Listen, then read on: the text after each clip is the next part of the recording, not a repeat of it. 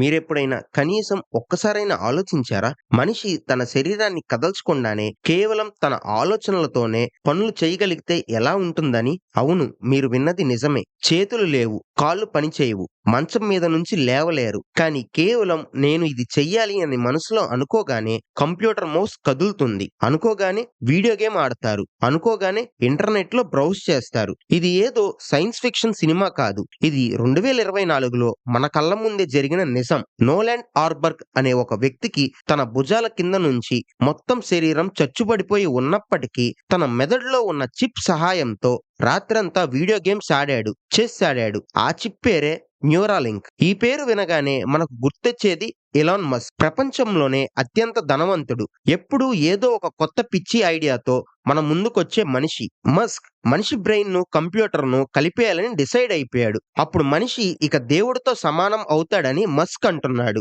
వినడానికి చాలా అద్భుతంగా ఉంది కదా! కానీ ఈ అద్భుతం వెనుక ఒక చీకటి కోణం ఉంది. బయట ప్రపంచానికి కనిపించని ఒక భయంకరమైన నిజం ఉంది. అసలు ఆ చిప్ మనిషి మెదడులో ఏం చేస్తుంది? అది గనక హ్యాక్ అయితే ఏంటి పరిస్థితి? ఇది నిజంగా మనకు వరమా? లేక మనిషి జాతికే ముప్పు తెచ్చే శాపమా? ఈరోజు మనం న్యూరాలింక్ గుట్టు మొత్తం విప్పబోతున్నాం. ప్రతి చిన్న విషయాన్ని లోతుగా క్లియర్ గా మాట్లాడుకోబోతున్నాం. అసలు ఈ కథ ఎక్కడ మొదలైందంటే 2016లో ప్రపంచం అంతా వేరే విషయాల్లో బిజీగా ఉన్నప్పుడు ఎలాన్ మస్క్ మరియు కొంతమంది టాప్ సైంటిస్టులు కలిసి సైలెంట్ గా ఒక కంపెనీ స్టార్ట్ చేశారు. అదే న్యూరాలింక్. మస్క్ ఆలోచన ఒక్కటే, ఆర్టిఫిషియల్ ఇంటెలిజెన్స్ రోజు రోజుకి పెరుగుతున్నాయి.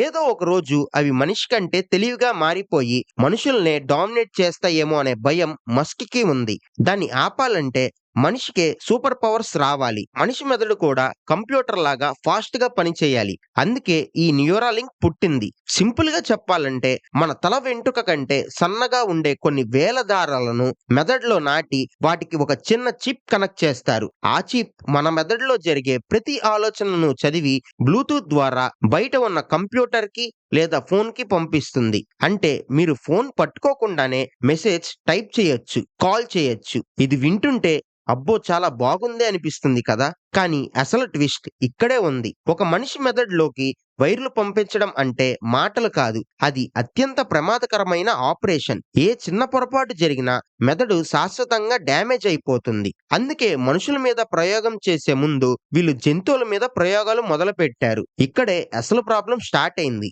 న్యూరాలింక్ మొదట ఎలుకల మీద, పందుల మీద టెస్టులు చేసింది. ఆ తరువాత కోతుల వంతు వచ్చింది. మీకు తెలిసే ఉంటుంది, 2021లో ఒక వీడియో రిలీజ్ అయింది. అందులో పేజర్ అనే ఒక కోతి కేవలం తన మైండ్ తో వీడియో గేమ్ ఆడుతూ కనిపించింది. ఈ కోతి స్క్రీన్ వైపు చూస్తూ తన మెదడులోని చిప్ ద్వారా గేమ్ ఆడుతుంది. ఆ వీడియో చూసి ప్రపంచం మొత్తం షాక్ అయిపోయింది. వావ్, ఇది సాధ్యమేనా అని ఆశ్చర్యపోయారు. మస్క్ అయితే చూసారా, త్వరలోనే పక్షవాతం వచ్చిన వాళ్ళు కూడా ఇలాగే నడుస్తారు, మాట్లాడతారని ప్రకటించేశాడు. కానీ ఆ వీడియో వెనుక ఉన్న నిజం అప్పట్లో ఎవ్వరికీ తెలియదు. ఆ కోతి అంత హ్యాపీగా గేమ్ ఆడుతుంటే మిగతా కోతుల పరిస్థితి ఏంటి? అక్కడే ఉంది అసలు రహస్యం. పీసీఎంఆర్ అంటే physicians committee for responsible medicine అనే సంస్థ న్యూరాలింక్ మీద ఒక బాంబు లాంటి రిపోర్ట్ బయట పెట్టింది. వాళ్ళు చెప్పిన దాని ప్రకారం న్యూరాలింక్ ప్రయోగాల కోసం వాడిన కోతుల్లో చాలా వరకు చనిపోయాయి. కేవలం చనిపోవడం మాత్రమే కాదు, అవి నరకయాతన అనుభవించాయి. కొన్ని కోతుల మెదడులో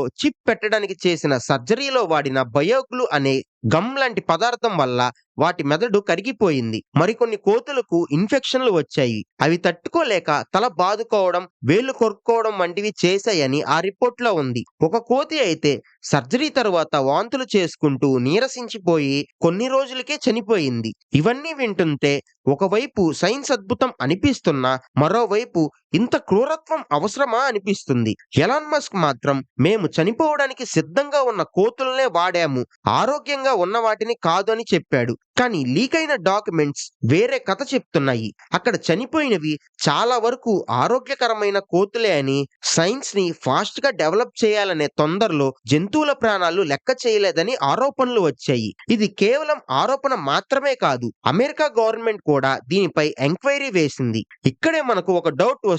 కోతులకే ఇలా జరిగితే మరి మనుషుల పరిస్థితి ఏంటి? మనిషి మెదడులో చిప్ పెడితే సేమ్ ఇలాగే జరిగితే ఎవరు బాధ్యత వహిస్తారు అని. సరిగ్గా అలాంటి భయాల మధ్యలోనే 2023లో అమెరికాకు చెందిన FDA అంటే food and drug administration Neuralink కి పర్మిషన్ ఇచ్చింది మనుషుల మీద టెస్ట్ చేయడానికి. అందరూ ఊపిరి బిగపట్టి చూస్తున్నారు. ఎవరు ఆ మొదటి వ్యక్తి? ఎవరు తన మెదడును ఆపరేషన్ కోసం ఇస్తారని. అప్పుడు తెరపైకి వచ్చాడు నోలాండ్ ఆర్బర్గ్ అని. 29 ఏళ్ల కుర్రాడు. ఒక ప్రమాదంలో మెడ కింద భాగం మొత్తం చచ్చుబడిపోయింది. కనీసం ఈగ వాలినా కూడా తరిమేయలేని పరిస్థితి. నా జీవితం ఇంతేనా అని కుమిలిపోతున్న టైంలో న్యూరాలింక్ పిలుపు వచ్చింది. మీ మెదడులో చిప్ పెడతాం, మీరు మళ్ళీ కంప్యూటర్ వాడొచ్చని చెప్పారు. రిస్క్ ఉందని తెలిసినా ప్రాణం పోయినా పర్లేదు, ఏదో ఒకటి సాధించాలనే పట్టుదలతో నోలాండ్ ఒప్పుకున్నాడు. జనవరి 2024లో ఆపరేషన్ జరిగింది. ఆపరేషన్ చేసింది డాక్టర్ కాదు, ఒక రోబో. అవును, మనిషి చేతులు అంత చిన్న దారాలను మెదడులో కుట్టలేవు. అందుకే కుట్టు మిషన్ లాంటి ఒక రోబో చాలా ఫాస్ట్ గా, యాక్యురేట్ గా ఆ చిప్ ని నోలాండ్ మెదడులో ఫిక్స్ చేసింది. ఆపరేషన్ తరువాత కొన్ని రోజులు ఉత్కంఠం. చిప్ పనిచేస్తుందా, నోలాండ్ కి ఏమైనా అవుతుందా అని ప్రపంచం మొత్తం వెయిట్ చేస్తుంది. కొన్ని వారాల తరువాత న్యూరాలింక్ ఒక లైవ్ స్ట్రీమ్ పెట్టింది.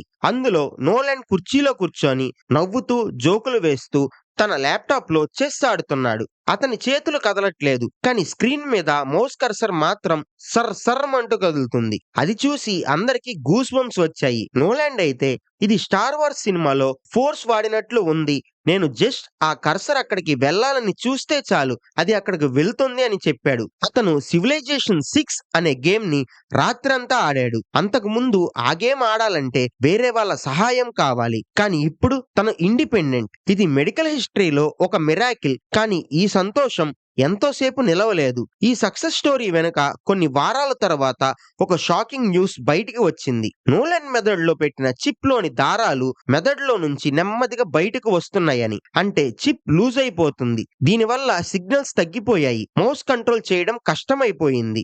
డాక్టర్లు ఏమంటున్నారంటే మనిషి మెదడు పుర్రె లోపల కదులుతూ ఉంటుంది. మనం ఊపిరి తీసుకున్నప్పుడు, తల తిప్పినప్పుడు మెదడు కొంచెం కదులుతుంది. ఆ కదలిక వల్ల ఆ సన్నని దారాలు బయటకు వచ్చేస్తున్నాయని. ఇది చాలా ప్రమాదకరమైన విషయం. ఒకవేళ ఆ చిప్పు ఊడిపోతే మళ్ళీ సర్జరీ చేయాల్సి వస్తుందా? నోలాండ్ పరిస్థితి ఏంటి? న్యూరాలింక్ ఇంజనీర్లు వెంటనే అలర్ట్ అయ్యారు. వాళ్ళు సర్జరీ చేయకుండా సాఫ్ట్వేర్ లో మార్పులు చేశారు. మిగిలిన దారాల నుంచే ఎక్కువ సిగ్నల్ తీసుకునేలా ఆల్గరిథం మార్చారు. అదృష్టవశాత్తు అది పనిచేసింది. నోలాండ్ మళ్ళీ మునపటిలాగే వాడగలిగాడు. కానీ ఈ సంఘటన ఒక పెద్ద ప్రశ్నను లేవనెత్తింది. లాంగ్ టర్మ్ లో, అంటే 5 ఏళ్ళు 10 ఏళ్ళు పోయాక ఈ చిప్ అలాగే ఉంటుందా, లేక మెదడులో తుప్పు పడుతుందా, రియాక్షన్ వస్తుందా అని ఎవ్వరికీ తెలియదు. నోలాండ్ తరువాత న్యూరాలింక్ ఆగలేదు. వాళ్ళు రెండో పేషెంట్ కోసం వెతికారు. ఈసారి వాళ్ళు చేసిన తప్పుని సరిదిద్దుకోవాలి కదా. అందుకే రెండో పేషెంట్ కి సర్జరీ చేసేటప్పుడు ఒక కొత్త టెక్నిక్ వాడారు. దారాలు బయటకు రాకుండా చిప్ ని ఇంకాస్త లోతుగా గట్టిగా ఫిక్స్ చేసే ప్లాన్ చేశారు. రెండో పేషెంట్ పేరు అలెక్స్. ఇతను కూడా వెన్నుముక్క దెబ్బతిని కదలలేని స్థితిలో ఉండేవాడు. అలెక్స్ కి సర్జరీ సక్సెస్ అయింది. అంతేకాదు, అలెక్స్ ఈ చిప్ ని వాడి కేవలం గేమ్స్ ఆడటమే కాదు, క్యాడ్ సాఫ్ట్వేర్ వాడి 3D డిజైనింగ్ కూడా మొదలు పెట్టాడు. ఊహించండి, చేతులు కదలలేని వ్యక్తి కేవలం ఆలోచనలతో ఒక వస్తువుని డిజైన్ చేసి దాన్ని 3D ప్రింటర్ ద్వారా తయారు చేయించాడు. అలెక్స్ తన న్యూరాలింక్ ఛార్జర్ కోసం ఒక స్టాండ్ ని డిజైన్ చేశాడు. ఇది చూస్తుంటే భవిష్యత్తులో మనం ఆఫీస్ లో కూర్చొని కీబోర్డ్ టైప్ చేయాల్సిన పని లేదేమో, జస్ట్ ఆలోచిస్తే చాలు పని అయిపోతుందేమో అనిపిస్తుంది కదా. కానీ ఇక్కడ మనం మరొక ముఖ్యమైన విషయం మాట్లాడుకోవాలి. ఎలాన్ మస్క్ కేవలం పక్షవాతం ఉన్న వాళ్ళ కోసమే ఇది చేస్తున్నాడా అంటే కాదు. ఆయన టార్గెట్ వేరు. ఆయన ఏమంటున్నారంటే బ్లైండ్ సైట్ అనే కొత్త ప్రొడక్ట్ తీసుకొస్తున్నాం. దీని ద్వారా పుట్టుకతో గుడ్డి వాళ్ళు కూడా చూడగలరు. కళ్ళు లేకపోయినా, కంటి నరాలు దెబ్బతిన్నా సరే డైరెక్ట్ గా కెమెరా నుంచి వచ్చే సిగ్నల్ ని మైండ్ లోని విజన్ సెంటర్ కి పంపిస్తారు. అంటే కళ్ళతో పని లేకుండా మెదడు నేరుగా చూస్తుందన్నమాట. మొదట్లో పాత వీడియో గేమ్స్ లాగా పిక్సెల్స్ కనిపిస్తాయి, కానీ ఫ్యూచర్ లో మనిషి చూపు కంటే చాలా క్లియర్ గా చూడొచ్చు. ఇన్ఫ్రారెడ్, ఈగిల్ ఐ విషన్ కూడా రావచ్చని మస్క్ చెప్తున్నాడు. ఇది వినడానికి మ్యాజిక్ లా ఉంది కదా, కానీ సైంటిస్టులు మాత్రం అంత ఈజీ కాదు బాసు అంటున్నారు. మెదడుకి చూపుని అర్థం చేసుకోవడం చాలా కాంప్లెక్స్ ప్రాసెస్.